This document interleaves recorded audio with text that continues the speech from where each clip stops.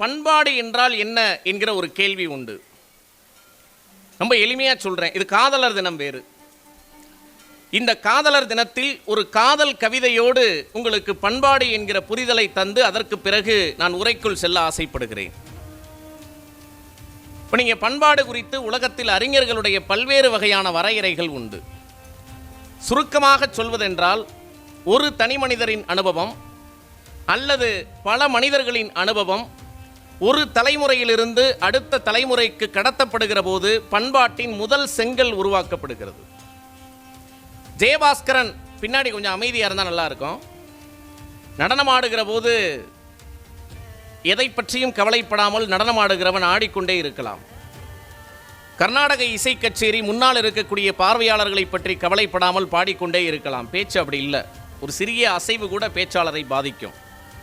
அதனால் உள்ளே இருப்பவர்கள் கூர்மையோடு இந்த உரையை கேட்க வேண்டும். அதற்காகத்தான் அரசு ஏற்பாடு செய்திருக்கிறது. உங்கள் கல்லூரியிலிருந்து வருகை புரிந்திருக்கிறீர்கள் என்ற அன்போடு கேட்டுக்கொள்கிறேன். ஜெயபாஸ்கரன் என்கிற ஒரு கவிஞர் ஒரு அற்புதமான கவிதையை எழுதியிருப்பார். ரொம்ப எளிமையான கவிதை. அதிலிருந்து நான் இந்த தலைப்புக்குள் வர வேண்டும் என்று ஆசைப்படுகிறேன். நீங்கள் எல்லாம் கல்லூரி மாணவர்கள். உங்களைப் போலவே கல்லூரியிலிருந்து வீட்டுக்கு வருகிற ஒரு பெண்ணை பார்த்து அம்மா கேட்கிறார், உங்க கல்லூரியில் என்ன நடந்ததுன்னு நான் சொல்லவான்னு கேட்குற அம்மா. மக கேட்குறா, எங்க கல்லூரியில் நடந்தது எனக்கு தானே தெரியும். 8 மாதமாக 9 மாதமாக நான் தான் கல்லூரிக்கு போய் வருகிறேன். எனக்கு தான் தெரியும். உனக்கு எப்படி தெரியும்? நான் சொல்றேங்கிறா. அதான் கவிதை. பீச்சி அடிக்கப்பட்ட வாசனை திரவியங்கள் நாற்றம் எடுக்க உன் பக்கத்தில் வந்து நிற்கிறானா அழகன் ஒருவன். ஒரு வய செண்டலாம் போட்டுட்டு உன் பக்கத்தில் வந்து நிற்கிறானா? ஆமம்மா. வாகனத்தில் வேகமெடுத்து வித்தை காட்டுவதையே வாடிக்கையாக கொண்டிருக்கிறானா வீரன் ஒருவன். ஒரு வய அப்படியே பைக்கில் கியர்லாம் போட்டு அப்படி ஸ்டைலாக வந்து நிற்கிறானா? ஆமம்மா. கண்டிப்பாய் சிலரேனும் கவிஞர்களாகி இருப்பார்களே உன்னால்? ஆமம்மா. என்னை தவிர வேறு எவனோடும் பேசாதே என்று ஒரு பெருந்தன்மையாளன் பாத்தி கட்டி இருப்பானே? ஆமம்மா. தாத்தா வழியாக தனக்கு வந்து சேர்ந்த சொத்து விவரங்களை எல்லாம் சொல்லி நிமிர்ந்தான் அல்லவா செல்வந்தன் ஒருவன்? ஆமம்மா. ஆசிட் வீசப்போவதாக ஒரு அருங்குணன் அறிவித்திருப்பானே? ஆமம்மா. மகளுக்கு ஆச்சரியம். எனக்கு இப்படி நேர்வது உனக்கு எப்படி தெரியும் அம்மா? அம்மா சொன்னால், இவர்களது அப்பன்களை கடந்துதான் உனது அப்பனுக்கு மனைவியானேன் மகளே.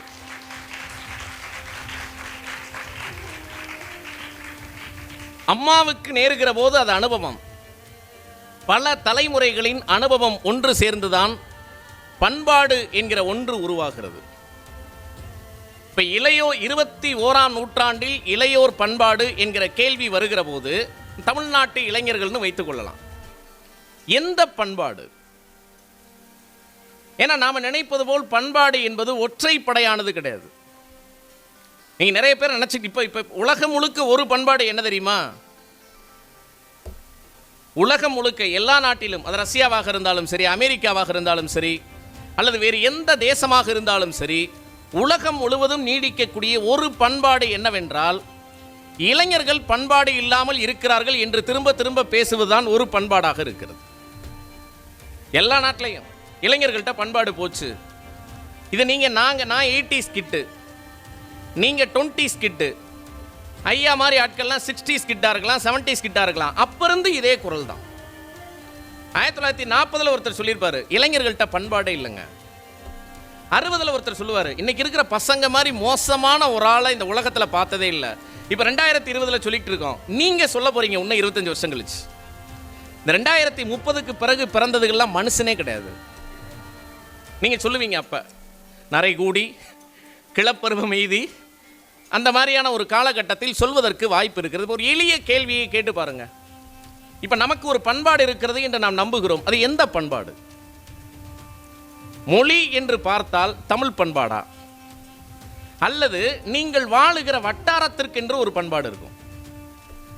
இப்போ நீங்கள் தேனி மாவட்டத்துக்கும் மதுரை மாவட்டத்துக்கும் ராமநாதபுரம் மாவட்டத்துக்கும் இருக்கக்கூடிய குணம் வேறு, கோயம்புத்தூர்காரனுடைய செயல்பாடுகள் குணாதிசயங்கள் என்பது வேறு. நிறைய கேரக்டர் சின்ன சின்ன விஷயத்தில் நீங்கள் நம்மளால ஒரு தோசையை சாப்பிட்றது கூட அவனை அடிக்க போகிற மாதிரி தான் சாப்பிட சொல்லுவான்.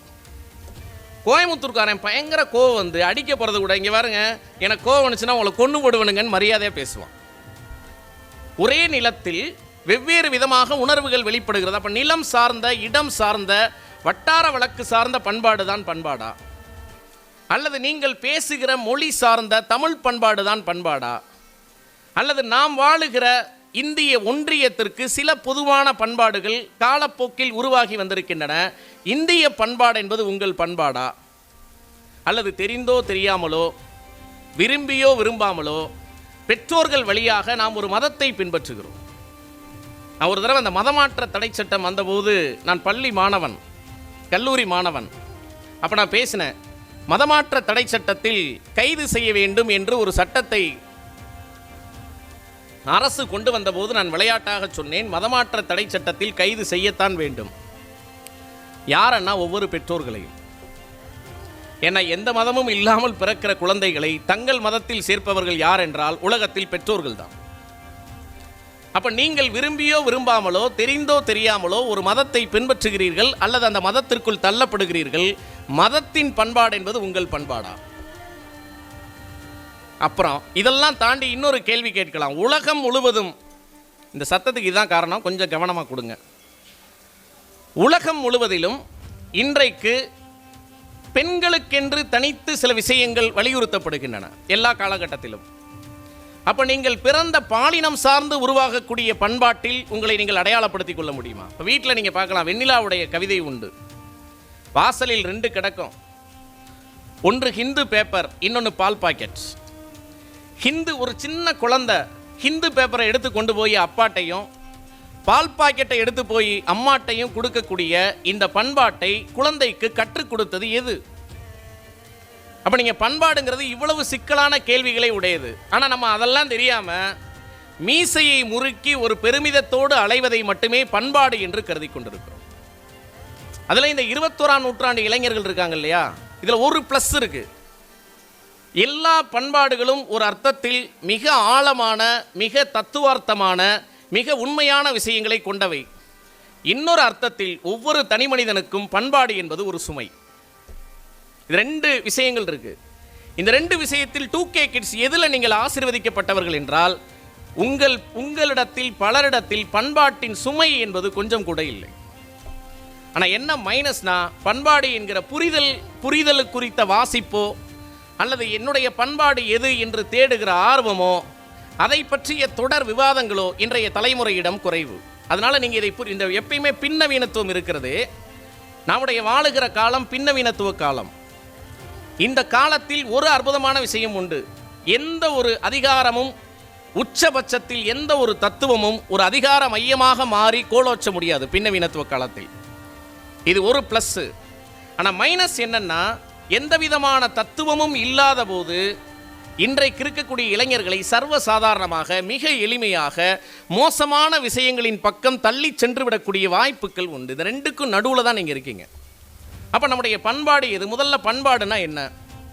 தமிழ் பண்பாடு. இப்போ நீங்கள் தமிழ் பண்பாடுன்னு சொன்னால் எல்லா காலகட்டங்களிலும் தமிழ்நாடு ஒன்றாக இல்லை.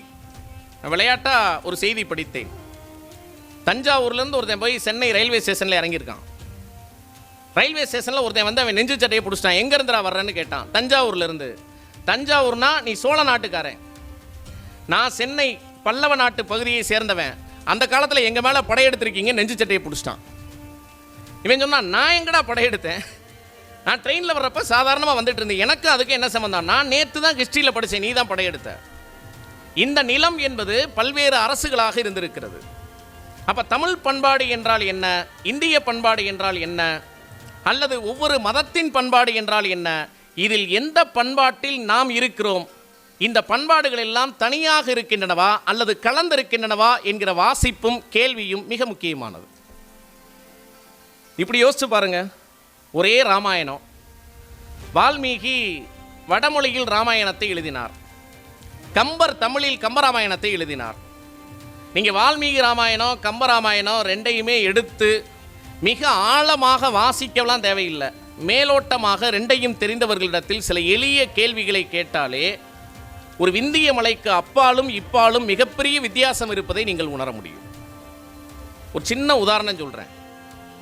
அதில் ஒரு மான் வரும், உங்களுக்கு தெரியும். யார் அது? மாரீசன் என்கிற ஒரு மாயமான். இந்த மானை சீதை தனக்கு வேண்டும் என்று கேட்பாள். நீங்கள் நன்றாக புரிந்து கொள்ள வேண்டும். கம்பராமாயணத்தில் சீதை மானை கேட்டது மானுடன் விளையாட, வால்மீகி ராமாயணத்தில் சீதை மானை கேட்டது சாப்பிட.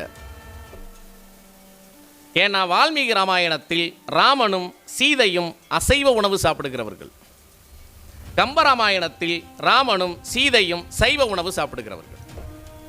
ஒரே கேரக்டர் தான். வட இந்திய மொழியில் எழுதப்பட்ட ராமாயணத்தில் ராமனின் பண்பாடு என்பது வேறு. தமிழ் மொழியில் கம்பராமாயணம் எழுதுகிற போது ராமனின் பண்பாடு மாறிப்போச்சு. ஒரே ஆளு கேரக்டர் தான். நீங்கள் ஏன் இன்னைக்கு தமிழகத்தை நீங்கள் உற்று ஆழமாக கவனித்து பார்த்தால் கூட இப்போ எங்கள் தேனி மாவட்டத்தில் ராமருக்கு கோயிலே கிடையாது. மதுரையில் இருக்கான்னு தெரியல எனக்கு. இங்கு இருக்கக்கூடிய ஆய்வாளர்களிடத்தில் மட்டும்தான் கேட்க முடியும். ஆனால் இதே தென்னிந்திய மாநிலத்தில் ஆந்திரத்தில் ராமர் வழிபாடு என்பது பெரிதாக இருக்கிறது. அப்போ ஒரே இந்தியா தான். ஒரே இந்தியாவில் இந்த இந்திய ஒன்றியத்தில் ஒரு குறிப்பிட்ட கதாபாத்திரத்தில் ஒரு மொழியில் எழுதப்படுகிற போது அந்த கதாபாத்திரத்தின் உணவு பண்பாடு ஒன்றாக இருக்கிறது. இன்னொரு மொழியில் எழுதப்படுகிற போது அந்த கதாபாத்திரத்தின் உணவு பண்பாடு வேறாக இருக்கிறது என்றால், பண்பாடு என்பது ஒரு விதமான கலப்பை, இணைப்பை எப்போதும் சேர்த்து கொண்டே இருக்கிறது. நீங்கள் ஒரே பண்பாட்டில் எப்போதும் இருப்பதில்லை. இப்போ தமிழ் பண்பாடு நாம் சொல்கிறோம்ல, இது ஒற்றை பண்பாடா? இப்போ சேலை கட்டலைன்னா சில பேர் இது 90கள், நான் எனக்கு நன்றாக நினைவு இருக்கிறது. 1995ஆம் ஆண்டு நான் 11ஆம் வகுப்பு படிக்கிறேன்.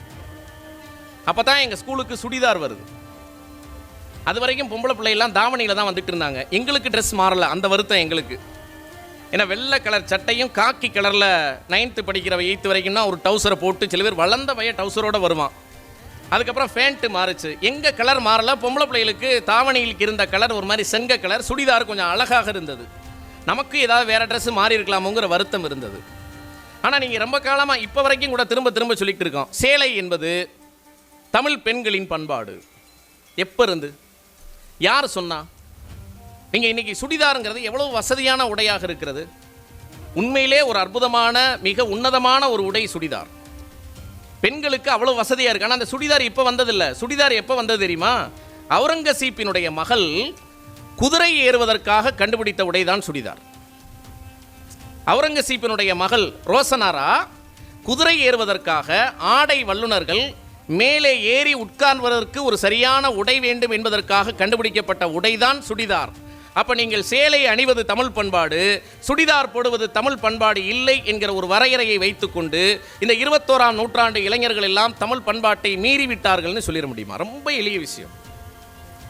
அடுத்து நீங்கள் இன்னொன்று, சில நேரங்களில் சில அற்புதமான புதிய பண்பாடுகள் உருவாகி இருக்கும். அரசியல் மேடைகளில் நீங்கள் பார்க்கலாம், தோளில் துண்டில்லாத ஒரு அரசியல்வாதி கூட தமிழ்நாட்டில் இல்லை. எல்லா அரசியல் தலைவர்களும் தோளில் துண்டு போட்டிருப்பாங்க.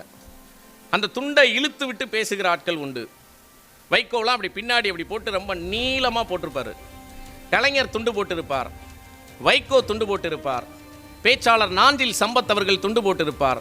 ஏன் திராவிட இயக்க பேச்சாளர்கள் துண்டு போட ஆரம்பித்து பிறகு காங்கிரஸ் கட்சிக்காரங்களும் போட ஆரம்பிச்சிட்டாங்க. பிறகு விடுதலை சிறுத்தைகள் என்ன இன்னும் புதுசாக எந்தெந்த கட்சி வருதோ அத்தனை கட்சி தலைவர்களும் ஏன் இவ்வளோ தூரம் தோளில் துண்டோட தெரிகிறோம்? இதற்கு பின்னால் ஒரு பண்பாடு சார்ந்த செய்தி உண்டு. ஒரு வரலாற்று பூர்வமாக இந்த பண்பாடு எப்படி உருவானது? ஏன் அப்படின்னா, ஒரு காலகட்டத்தில் எங்களுடைய மேலாடையை கூட நீ மறுத்தாய். நிறைய பேருக்கு தெரியாது. மேலாடை அணிவதற்கு உரிமை கேட்டு போராடிய வரலாறு தமிழ் மண்ணுக்கு உண்டு. அதில் இந்த சமூகத்தை சேர்ந்த பெண்கள் தான் மேலாடை அணிய வேண்டும், இந்த சமூகத்தை சேர்ந்த பெண்கள் மேலாடை அணியக்கூடாது, இந்த சமூகத்தை சேர்ந்த ஆண்களும் அணியக்கூடாது என்று மேலாடை அணிவதற்கு உரிமை கேட்டு போராடிய வரலாறு நம்முடைய வரலாறு. முளை வரி அப்படின்னு ஒரு வரி இருந்தது. தாழ்த்தப்பட்ட சமூகத்தை சார்ந்த பெண்கள் ஆடை மேலாடை அணிந்து வரக்கூடாது, அவங்க பாதி மறைத்த உடம்போடு தான் வரணும். திப்பு சுல்தான் இந்த பகுதிக்கு வந்து அதை பார்த்துவிட்டு தான் அங்கு இருக்கக்கூடிய குப்பாயத்தை இங்கே அறிமுகம் செய்கிறார். அப்போ ஆடை என்பது மறுக்கப்பட்ட ஒரு சமூகத்தில் திராவிட இயக்கம் ஒரு அரசியலை கையில் எடுக்கிறது. நாங்கள் ஆடையை மட்டுமல்ல, துண்டையும் தோளில் போட்டு உங்களுக்கு சமமாக நாங்கள் நிற்போம் நடப்போம் என்கிற ஒரு வரலாற்றை தொடக்கி இருக்கிறது என்றால், ஒரு ஆடை சார்ந்த பண்பாடு என்றாலும் கூட அது ஏராளமான வரலாற்று மாற்றத்திற்கு உரியது. நண்பர்களே, சரி, இப்போ நம்மகிட்ட உள்ள இன்னொரு சிக்கல் என்ன தெரியுமா? என் பண்பாடு தான் உயர்ந்தது. நாம் தமிழர்களாக இருக்கலாம், ஆனால் உலகத்தில் தமிழ் பண்பாடு தான் உயர்ந்தது என்கிற ஒரு சுமை நமக்கு தேவையில்லை. இந்த தலைமுறை அதில் பரவாயில்ல. ஆனால் அதுலேயும் நீங்கள் அரசியல் சார்ந்த சொல்லாடல்களில் சிக்கி பழையபடி அந்த பக்கம் போயிட்டீங்க. ஏன்னா தமிழ் பண்பாடு என்பதே ஒற்றை பண்பாடு கிடையாது. நீங்கள் இன்னைக்கு உலகம் முழுவதும் பண்பாடு சார்ந்த உரையாடல்களை முன்னெடுக்கக்கூடிய பல பெருமக்கள் என்ன சொல்கிறார்கள் தெரியுமா? பண்பாடு சார்ந்த உரையாடல்கள் நிகழ்த்த வேண்டிய காலம் 21ஆம் நூற்றாண்டு. ஒரு பண்பாட்டில் இன்னொரு பண்பாடு ஒரு மிகப்பெரிய தாக்கத்தை ஏற்படுத்தி இருக்கும். சில ஏதோ காமிச்சிங்களே 5 மினிட்ஸா? சரி, முடிச்சிடவா? சரி சரி சரி பேசுற. இதில் நாம் எந்த இடத்துல இருக்கோம்? ஏன்னா இது ரொம்ப விரிவாக பேச வேண்டிய ஒரு தலைப்பு, ஆனால் குறுகிய நேரத்தில் பேச வேண்டிய நிர்பந்தம். அப்போ 21ஆம் நூற்றாண்டில் இளைஞர்கள் முதலில் தெரிந்து கொள்ள வேண்டிய ஒரு விஷயம், பண்பாடு சார்ந்த ஒரு புரிதல் நமக்கு ஏற்பட வேண்டும். சீனாவில் ஒரு கதை உண்டு. சமீபத்தில் அந்த கதையினுடைய மொழிபெயர்ப்பை படித்தேன். அதில் ஒருத்தனுக்கு ஒரு நோய். என்ன நோய்னா கால்சியம் பற்றாக்குறையால் உடலில் ஏற்பட்டிருக்கக்கூடிய நோய். எந்த அளவுக்கு கால்சியம் பற்றாக்குறைனா, யாராவது அவன் மேலே மோதுனா அவன் உடஞ்சிருவான், சுவத்தில் மோதுனாலும் அவன் உடஞ்சிருவான், கீழே விழுந்தா உடஞ்சிருவான், யாராவது ஒருத்தவங்க வந்து கை குளுத்தா உடஞ்சிருவான். உடனே அவன் என்ன பண்ணுறான்னா, இதிலிருந்து தப்பித்துக் கொள்வதற்காக, இதிலிருந்து விடுபட வேண்டும் என்பதற்காக எப்பயுமே கையில் 2 கம்பு வச்சுக்கிறேன். நான் யார் தெரியுமா, எவ்வளோ பெரிய ஆள் தெரியுமா, என்னை பார்த்தா நீ ஒதுங்கி போகணும், எவனாவது கிட்ட வந்தால் அடித்து கொன்றுவேன். யாராவது ஒருத்தன் அவன் வணக்கம் சொன்னால் பதில் வணக்கம் சொல்கிறது இல்லை, கம்பை சுற்றி காட்டுறது. எதுக்கு? அவன் தொட்டால், அவன் பக்கத்தில் வந்தால் இவன் உடைந்து விடுவான். இந்த கதையை சொல்லிவிட்டு ஒரு விமர்சகர் சொல்கிறார், உலகம் முழுவதும் பல மனிதர்கள் பண்பாடு சார்ந்த தாழ் உணர்ச்சியில் இருக்கிறார்கள். அந்த தாழ் உணர்ச்சியை மறைப்பதற்காகத்தான் நாங்கள்லாம் யார் தெரியுமா என்கிற பெருமிதத்தோடு அழைக்கிறார்கள். இதில் தமிழ் பண்பாடு எந்த இடத்தில் இருக்கிறது என்கிற ஒரு செய்தியை மட்டும் சொல்லி இந்த உரையை நான் நிறைவு செய்கிறேன். தமிழ் பண்பாட்டுக்கு இருக்கக்கூடிய மிக சிறப்பம்சமாக நான் கருதுவது, தமிழ் பண்பாடு பல பண்பாடுகளோடு திறந்த மனதோடு உரையாடல்களை நிகழ்த்தி இருக்கிறது. முதலாவது விஷயம், பல மதங்களின் பண்பாடுகள் ஒன்று சேர்ந்துதான் தமிழ் பண்பாடாக இருக்கிறது. உங்களுக்கு எவ்வளோ பேருக்கு தெரியும்னு தெரியல. பட்டிமன்றம் என்கிற சொல் மணிமேகலையில் உருவாக்கிய நாம் காண்கிற ஒரு சொல். ஒட்டிய சமயத்து உருபொருள் வாதிகள் பட்டி மண்டபத்து பாங்கறிந்து ஏறுமின் என்று மணிமேகலை சொல்கிறது. ஆனால் அந்த பட்டிமன்றத்தில் இன்றைக்கி இருக்கிற மாதிரி மாமியாரா மருமகளா நாத்தனாரா குழுந்தியாவான்னு தலைப்பு போடலை. அந்த பட்டிமன்றத்தில் பேசியவர்கள் பல்வேறு மதங்களை சார்ந்தவர்கள், சமயவாதிகள். அனைத்து சமயவாதிகளும் ஒரே மேடையில் நின்று தங்கள் கருத்துக்களை பரிமாறிக்கொள்ளக்கூடிய ஒரு வேளையை தமிழ் பண்பாட்டில் இருந்திருக்கிறது என்பதுதான் இந்த பண்பாட்டின் சிறப்பு. நீங்கள் இன்னொரு விஷயம் யோசிச்சா தெரியும், சைவமும் வைணவமும் சண்டை போட்ட காலத்தில் சமணமும் பௌத்தமும் பல்வேறு விதமான இன்னல்களுக்கு மோதல்களுக்கு ஆளாகி இருந்த காலத்திலும் கூட இஸ்லாமிய சமுதாயம் வெளியே வருகிற போது மாணிக்க வாசகர் சிவபெருமானை ஒரு ராவுத்தராக கற்பனை செய்யக்கூடிய ஒரு அற்புதமான பண்பாட்டு உள்வாங்கலும் இந்த மண்ணில் இருந்திருக்கிறது. அதனால தான் அண்ணா ஒரு தடவை சொன்னார், திருவிழாவில் காணாமல் போன குழந்தை தாயை அடையாளம் காண்பதைப் போல தமிழ் சமூகம் பல்வேறு பண்பாடுகளை தனக்குள் அடையாளம் கண்டிருக்கிறது என்கிற ஒரு அற்புதமான செய்தியை சொல்கிறார். அதனால்தான் இன்றைக்கு இருக்கக்கூடிய 20ஆம் நூற்றாண்டு இளைஞர்கள் மிக அற்புதமான பண்பாட்டு விதைகளின் அடையாளமாக தங்களுடைய தவறுகளுக்கெல்லாம் அப்பாலும், நீங்கள் செய்கிற தவறுகள் எல்லாம் அறியாமையால் நிகழ்கிற தவறுகள். ஆனால் குறிப்பாக தமிழ்நாட்டு 21ஆம் நூற்றாண்டு இளைஞர்களை பொறுத்தவரை இருக்கக்கூடிய மிக முக்கியமான விஷயம், நம்முடைய பண்பாடு என்பது கொஞ்சம் சமத்துவத்திற்கு பக்கத்தில் இருப்பதால், கொஞ்சம் பொது சமூகத்தோடு அல்லது உலகத்தில் இருக்கக்கூடிய பிற பண்பாடுகளோடு உரையாடலை ஏற்படுத்தக்கூடிய வகையில் இருப்பதால் தமிழ் பண்பாடு ஒரு நல்ல நிலையில், சரியான நிலையில் இருக்கிறது என்பதை நாம் ஒத்துக்கொள்ளலாம். ஆனால் இந்த பண்பாடு என்பது ஒற்றை பண்பாடு அல்ல.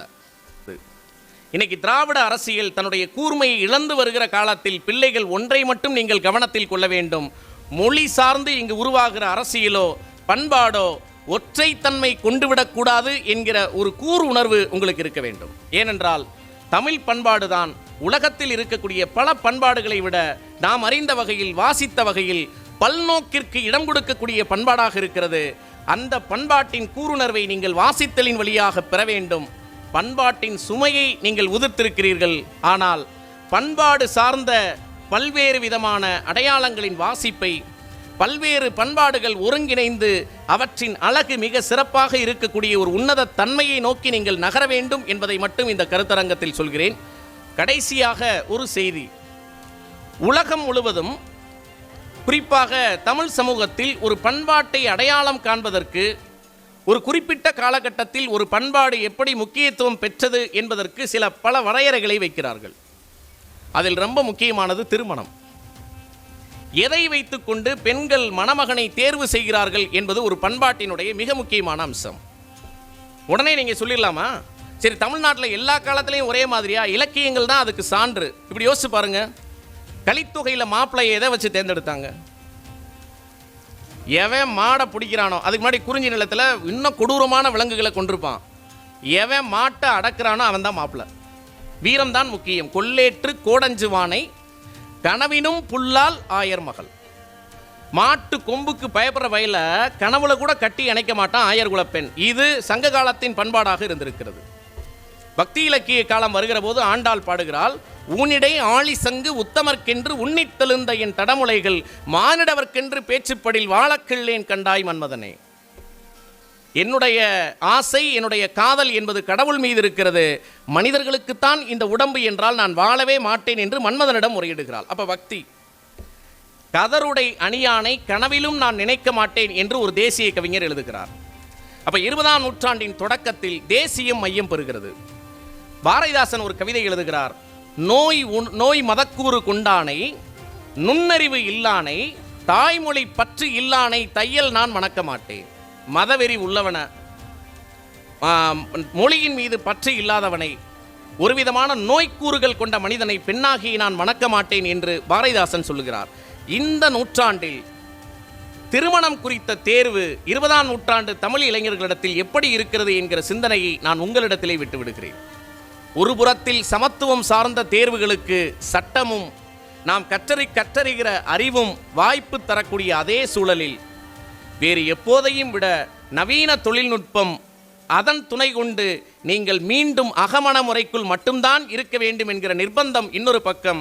இந்த இரண்டுக்கும் நடுவில் நீங்கள் எதை தேர்ந்தெடுக்கப் போகிறீர்கள் என்கிற கேள்வியை பண்பாடு உங்களிடத்தில் முன்வைக்கிறது. 21ஆம் நூற்றாண்டு இளைஞர்கள் 22ஆம் நூற்றாண்டு இளைஞர்களுக்கு நேர்மையான பதிலை சொல்ல வேண்டும் என்று இந்த கருத்தரங்கில் கூறி 5 மணிக்கு மேலும் அழகாக கேட்டு ரசித்த மாணவ கண்மணிகளுக்கு என் நன்றி, வணக்கங்கள்.